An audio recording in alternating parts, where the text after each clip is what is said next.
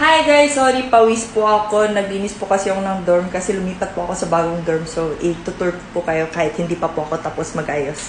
So, pagpasok nyo po guys, ang una na nyo makikita is yung cabinet po. And then, ito po yung shoe storage. Ayan po. And then, as you can see here, ito po yung kitchen area which is saan ka maghuhugas and magluluto. Ayan po, puros noodles. And then, ito po yung ref and oven area ko. And then, ito po yung dining area. And then, corkboard. And then, ito na po yung room ko. So, ayan po, yan dyan, mga bookshelves, mga lalagyan ng cheche boreche. And then, ito po yung desk ko po.